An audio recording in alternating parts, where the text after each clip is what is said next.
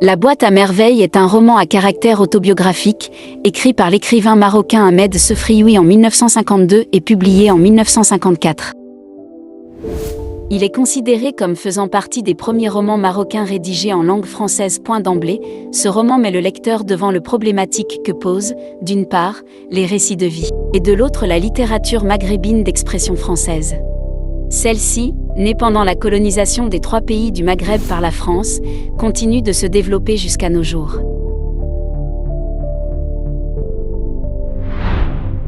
Ahmed Sefrioui est un écrivain marocain qui passe pour l'initiateur de la littérature marocaine d'expression française.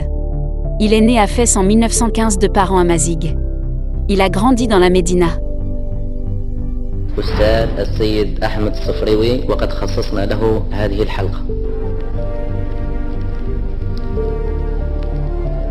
الأدب المغربي المكتوب بالفرنسية هو وليد ظروف تاريخية خاصة عاشها المغرب منذ بداية القرن الحالي.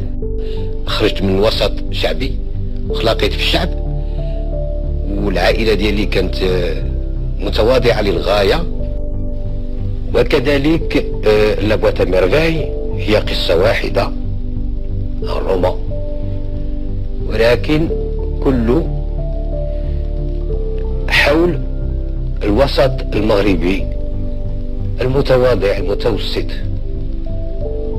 قصة كيقص علينا ولد صغير. ولماذا ولد صغير؟ لأنه هو الشخص الواحد اللي كيمكن له يعطينا نظرة على الحياة النسوية، لأن الرجال ما كانوش كيكونوا في الديور كما الآن كما العادة عندنا العوائل ديالنا القديمة. هو الرجل كيجي في وقت الأكل وفي وقت النوم وغير هذه الأوقات، كيجتمع مع أصدقائه في الخارج، أما في الجامعة، أما في القهوة، أما في المعمل. والحياة النسوية ما كناش كنعرفوا كيفاش كانت كتدور. Sefrioui fut fondateur du musée Al-Bata à Fès.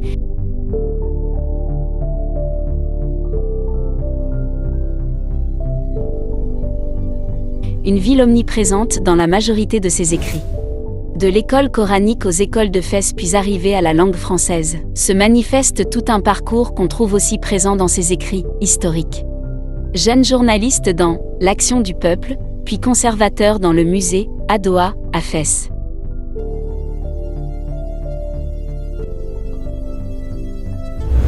Ses œuvres, Le Chapelet d'Ambre, Le Seuil, 1949, La Boîte à merveilles, Le Seuil, 1954.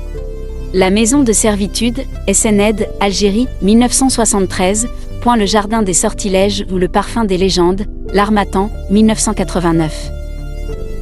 Les personnages de l'œuvre. Lala Zoubida, la mère du narrateur, une femme qui prétend être la descendante du prophète. Et sans vente, elle croit aux superstitions. Ses yeux reflètent une âme d'enfant, elle a un teint d'ivoire, une bouche généreuse.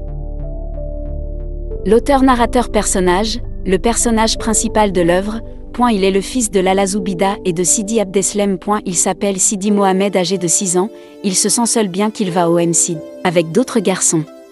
Il a un penchant pour le rêve. C'est un fasci d'origine montagnarde qui aime beaucoup sa boîte à merveilles, contenant des objets mêlés. Il souffre de fréquentes diarrhées. La Chouafa, la voyante d'Ankenza, elle occupe le rez-de-chaussée de la maison où habite le narrateur. La boîte à merveilles. C'est le véritable ami du narrateur.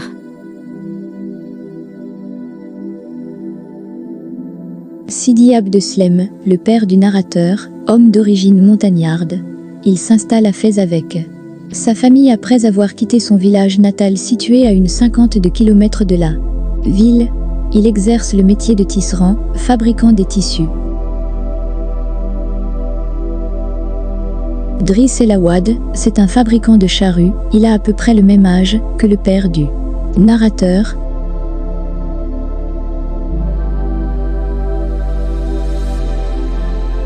Rama, la femme de Driss El Awad et mère de Zineb, elle occupait le premier étage. Zineb, fille de Driss et de Rama. Fatma Biouya, la femme d'Alal occupant le 2e étage. Alal le jardinier, l'époux de Fatma Biouya.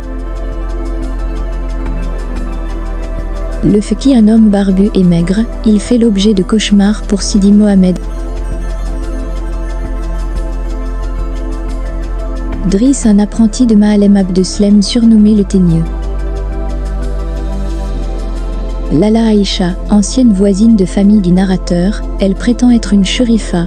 Le narrateur la déteste parce qu'elle inspire le dégoût. Moulay Larbi, le mari de Lala Aïcha, il fabrique des babouches. Il a eu des litiges avec Abdelkader, son associé. Sidi Mohamed Bantahar, un coiffeur qui habitait le quartier du narrateur. Abdallah, c'est un épicier très aimé malgré le peu de clients. Sa boutique est située à Farine, son domicile n'est pas connu. Moussa, c'est le camarade de classe du narrateur. Si Abderrahman, le coiffeur de Maalem Abdeslem, le père du narrateur, a l'habitude de couper les cheveux chez ce dernier. Sidi El Arafi, un voyant chez qui la mère du narrateur se rend avec Lala Aïcha. Lala Fatoum. Chapitre 1. Le narrateur à l'âge adulte se souvient de son enfance. Il habite avec sa famille à Dar Chouafa, la maison de la voyante, au fond d'une impasse. La maison porte ce nom parce que effectivement une Chouafa, voyante, y habite. Il se lève de bonne heure pour aller au MSID, école coranique, située à la porte de Derbnoula où il se trouve face à un FQIH, le maître de l'école coranique, c'est un grand maigre, barbu et coléreux. L'enfant Sidi Mohamed est toujours seul. Il préfère le rêve, l'imagination, VE qui fait que sa tête est-elle peuplée d'histoires fabuleuses. Le narrateur redoute d'aller au bain maure qu'il considère comme l'enfer. Il aime courir dans le derbe, et surtout vider sa boîte à merveille. Le lendemain des séances du bain maure, la mère du narrateur Lala Zoubida raconte les disputes qui ont eu lieu dans le bain maure. Lala Zoubida qui soutient devant les voisines que les siens sont d'origine noble et qu'ils sont les descendants du prophète. Une fois, au cours d'une dispute avec Rama, elle profère à l'encontre de sa voisine des invectives violentes. Chapitre 2. Le narrateur Sidi Mohamed a peur du mardi car il doit, comme tout bambin du MSID, réciter les chapitres de Coran appris depuis l'entrée à l'école. Ce mardi, de retour à la maison, Lala Aïcha, une ancienne voisine de la famille, conseille à la mère Lala Zoubida, qui se sent malade, de se rendre au sanctuaire de Ali Bougaleb pour conjurer mauvais CIEL qui a frappé son fils, Sidi Mohamed, en lui faisant boire l'eau miraculeuse du saint. Arrivées au mausolée, les deux femmes se mettent à supplier en épluchant leur série de plaintes et de problèmes, devant le catafalque du saint. Pendant que la proposée au tombeau fait des prières à la faveur des deux femmes, un chat donne un coup de griffe au narrateur. Le lendemain, Sidi Mohamed, blessé, ne va pas au MSID, cela le rend heureux. En se réveillant, après le départ de son père, il se croit comprendre le langage des oiseaux. Discutaient, affirmèrent, ils discutaient avec passion et je comprenais leur langage. Sidi Mohamed entend les salutations et les souhaits d'usage entre les voisines, le cérémonial matinal.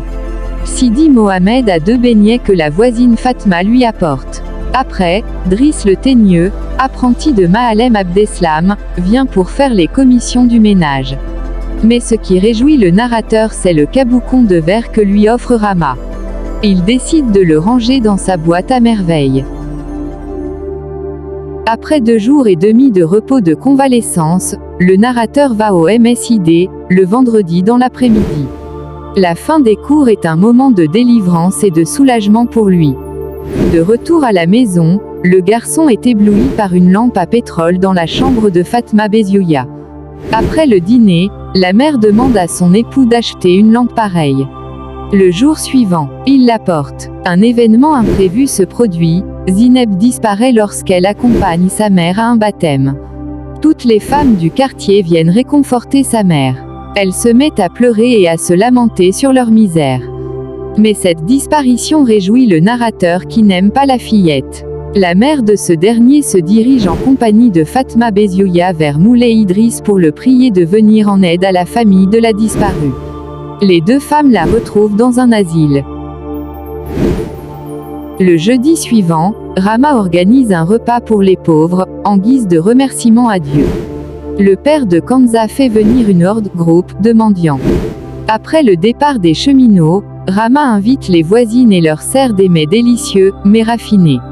Et pour fêter l'occasion, les femmes ont porté leurs plus beaux vêtements, caftans aux couleurs chatoyantes, des définas ornés de fleurs et pour se coiffer de riches foulards de soie, le narrateur mange avec Zineb. Le soir, le garçon est triste parce qu'il était négligé. Il vide alors sa boîte à merveille et se met à rêver, mais malheureusement il s'est mis à pleurer car sa boîte et ses objets l'ont déçu parce qu'ils ont perdu leur métamorphose. Dans les premiers jours du printemps, le narrateur et sa mère vont rendre visite à Lala Aïcha, amie de celle-ci. Les deux femmes passent leur temps à débiner, critiquer une personne de façon malveillante, les gens. Mohamed joue avec les enfants des voisins en inventant des scènes de ménage et de mariage. Les jeux se terminent dans la dispute. Le retour de son mari Moulay Larbi plonge Lala Aïcha dans la consternation, stupéfaction, abattement dû à l'annonce d'un événement malheureux soudain. Elle parle d'un pacha. Soudain, elle se met à pleurer, et la mère la console. À la tombée de la nuit, le père vient chercher le narrateur et sa mère. Le jour suivant, le vendredi, la mère révèle au père la cause du chagrin de Lala Aïcha, son mari s'est disputé avec son associé.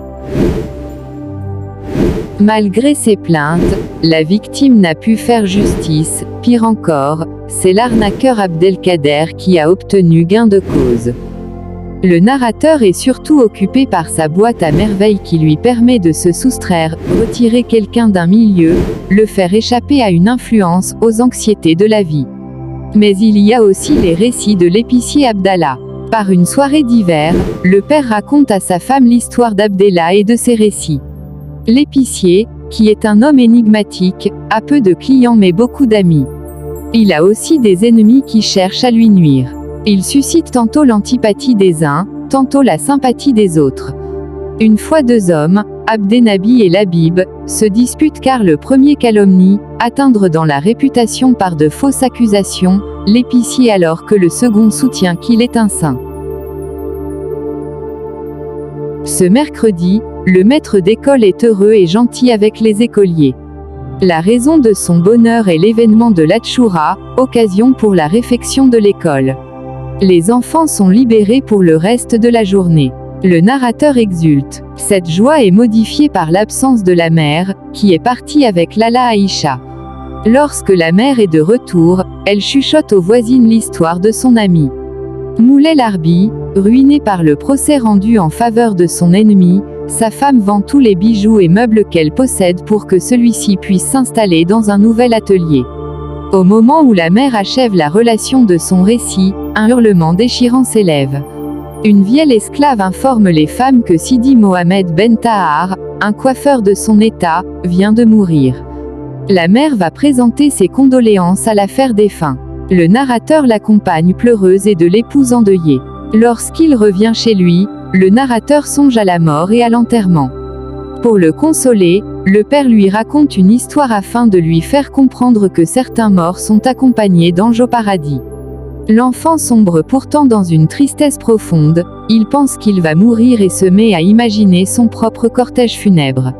Il s'endort en faisant des rêves. En se réveillant le matin, il est dispensé d'aller à l'école coranique et il est gratifié d'un beignet. Laissé de suivre ses activités journalières des femmes, il s'occupe à réciter le Coran avec ardeur. Il arrête sa psalmodie et sort sur le palier lorsque sa mère lui offre une chaînette de cuir.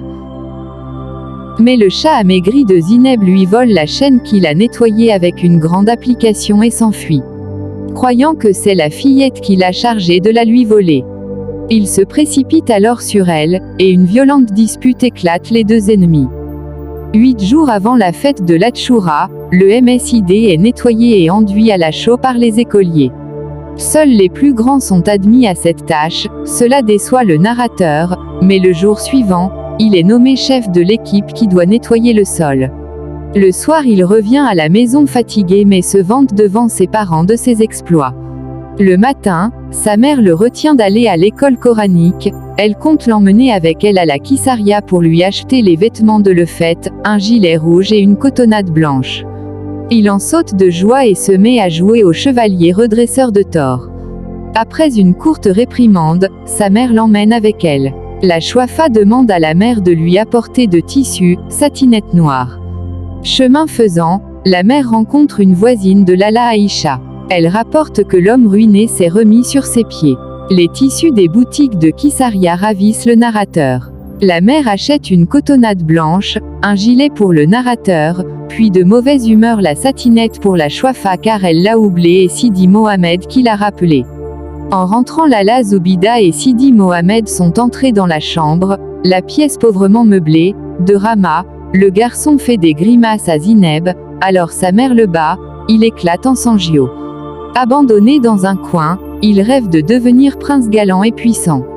Mais pour ne pas déplaire davantage à sa mère, il mangea à contre-cœur la viande au navet. Au cours de déjeuner, ils entendent chanter Lala Khadija, l'épouse du vieux Sidi Othman est sortie de bonne heure pour aller faire des commissions à la Jouteya. Il y a une foule de clients devant la boutique du boucher. Impatient, le vieil homme jette des boutades désobligeantes au boucher. À ce moment, si Othman donne un coup de pied à un chien qui s'approche de lui, la bête s'empare de Babouche qui a sauté et s'enfuit. L'homme poursuit le chien qui récupère son bien. De retour devant la boutique, il trouve le boucher et les marchands de légumes plongés dans le sommeil. Il revient chez lui sans provision, et offre à sa femme une rose pour la calmer. Cette dernière le maltraite. Les préparatifs de l'Atchoura commencent. Les femmes s'achètent des tambourins et des bendirs, 2 jours avant la Atchoura. Le père achète au narrateur une trompette. Il ne tarde pas à faire résonner l'instrument quand l'écolier Amossa, envoyé par le FQIH, vient le chercher, on a besoin de lui pour l'équipement des lustres. Les écoliers s'activent à la besogne comme des fourmis. Ils terminent le travail avant le coucher du soleil et retournent chez eux. L'enfant trouve sa mère ennuyée car le pétrole de la lampe s'est épuisé. Elle prie Driss El Awad de lui en apporter. Cette nuit, le garçon dort bercé par son bonheur, son père lui fait part de son intention de l'emmener avec lui demain au souk pour qu'il choisisse ses jouets. Le matin, après le repas, le père et son fils partent vers le souk. Ils achètent des jouets, un tambourin, un chariot, une trompette, un cierge avant de se rendre chez le coiffeur. Le narrateur n'aime pas cette personne diabolique qui le circoncierait un jour. Il y a des clients qui viennent demander au barbier des remèdes pour leur maladie. Après de longues discussions et la saignée d'un client, le coiffeur rase la tête du narrateur et la lui blesse. De retour à la maison, le garçon mange vite afin de pouvoir jouer avec Zineb et d'autres enfants jusqu'au coucher du soleil. Après un bain douloureux, il mange et s'endort. À 3 heures du matin, sa mère le tire d'un sommeil doux, il s'habille des vêtements neufs et se dirige vers le MSID et se chausse de ses babouches neuves. Dans la rue, le père lui donne 5 francs et un cierge pour le FQIH. Dans le MSID éclairé, les écoliers psalmodient de Coran avec ferveur. Aujourd'hui, ils fêtent la Atchoura. À cette occasion, le FQIH accorde à ses disciples 3 jours de vacances. Après le déjeuner à la cour duquel il s'est régalé de gâteaux, le père emmène avec lui le narrateur au sanctuaire Moulay Idriss pour accomplir des prières. L'enfant passe l'après-midi à écouter les récits sans tête ni queue de Lala Aïcha qui rend visite à sa mère. Elle dit que les affaires de son mari prospèrent. Au moment où la visiteuse veut lui confier un secret, la mère envoie son fils jouer sur le terrasse. Le soir, la femme part. Les insectes envahissent la maison. À cause de la chaleur, les écoliers n'étudient plus dans le MSID. Ils déménagent dans un petit sanctuaire abritant la tombe d'un saint situé non loin. Alignés derrière le FQIH, ils font leur prière dans ce lieu. La bienveillance inhabituelle du maître et le changement de décor ont un effet avantageux sur le narrateur, il a repris goût de l'apprentissage. Le père est gonflé de l'orgueil de la fierté suite à ses progrès. Mais l'enfant ne désire pas devenir un savant évoque pour lui un homme obèse, figure large et frangée de barbe, aux vêtements amples et blancs au turban monumental. Par contre lui il veut être un homme simple, robuste et tendre. Dans son rêve de l'après-midi il s'est imaginé prince bien-aimé avec des yeux pleins de flammes et le cœur débordant de tendresse. Il apprend studieusement uniquement pour faire plaisir à ses parents. Au cours de la récitation, son imagination erre ailleurs. Un lundi, le père annonce son intention de se convertir dans la fabrication des AX à la place des djellabas. Le déjeuner fini, l'enfant est préoccupé par la comparaison des bijoux aux fleurs, comparaison qui fait rire ses parents. Il plonge dans une réflexion sur les fleurs et les bijoux. Pendant ce temps sa mère échange des propos avec Fatma Beziouya. Après la prière de la sœur, le père emmène sa femme, Fatma Beziouya et son fils au souk dans le but d'acheter des bijoux à sa femme. Le père se dispute avec un courtier de bijoux. Ayant perdu les traces du père, le narrateur, sa mère et la voisine rentrent à la maison. Lala Zoubida et son fils pleurent en attendant le retour de Si Abdeslam. À la tombée de la nuit, le père revient apportant les bracelets. La mère, les considérant comme un signe de mauvais augure défavorable, mauvais signe, les reçoit à contre-cœur. Cette nuit, le narrateur fait un cauchemar. Lorsqu'il se réveille le matin, le père le dispense d'aller au MSID. Il garde le lit toute la journée. Lala Aïcha vient leur rendre visite. Après que la mère a abandonné la mésaventure du souk, la visiteuse l'informe que son mari l'a abandonnée et épousé la fille du coiffeur Abderrahman. Soudain le narrateur se sent mal et s'endort. Le narrateur se revivifie le soir du jour suivant, mais il a encore mal. Les parents en sont affligés. Après un dîner triste, le mari informe sa femme qu'il est ruiné. Il fait part de son intention de travailler comme ouvrier moissonneur dans les environs de la ville. Le matin, le père part. L'enfant éprouve le vide autour de lui, même s'il se sent mieux. Fatma Beziouya lui apporte une boisson à la menthe sauvage, qu'il boit de mauvais gré. Après le déjeuner, la mère sort pour aller rendre visite à son amie Lala Aïcha, le narrateur reste dans son lit. Pour tromper l'ennui causé par l'affreuse attente du retour de sa mère, le garçon vide sa boîte à merveille, mais les objets qu'elle contient lui inspirent le chagrin. Le soir, bercé par les bruits de l'orage, le son d'une flûte mystérieuse, il dort avec peine. La mère le réveille et lui promet une omelette qu'il aime beaucoup. Elle l'emmène avec elle au sanctuaire Sidi Ahmed Tijani pour se recueillir.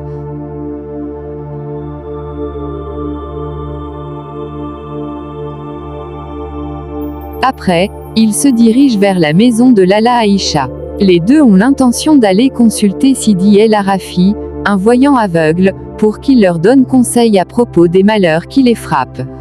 Un garçon conduit les deux femmes et le narrateur dans un dédale sordide et sombre.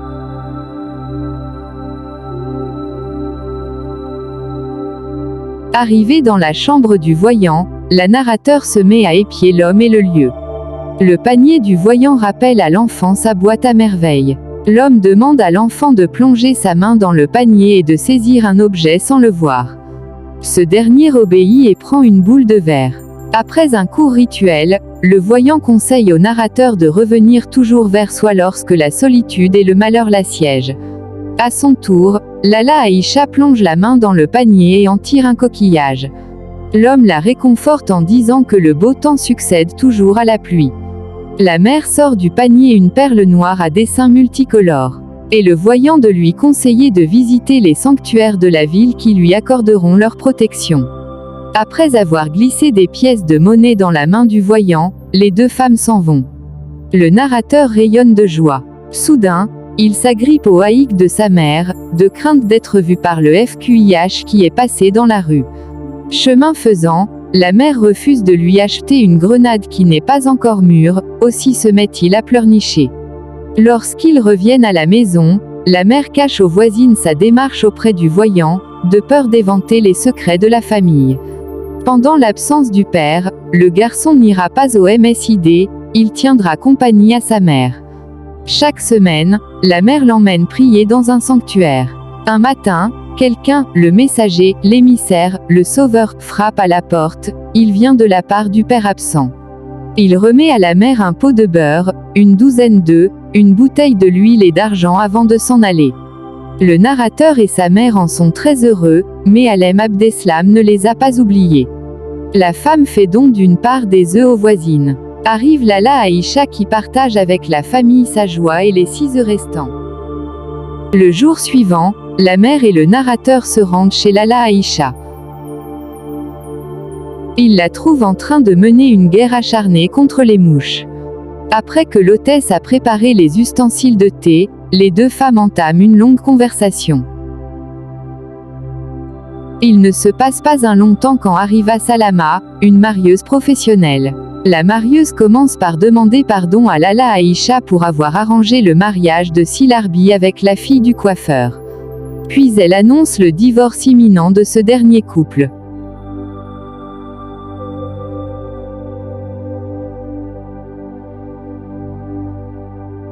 Elle raconte comment l'homme l'a abordée dans un souk et lui a demandé de lui trouver une autre épouse.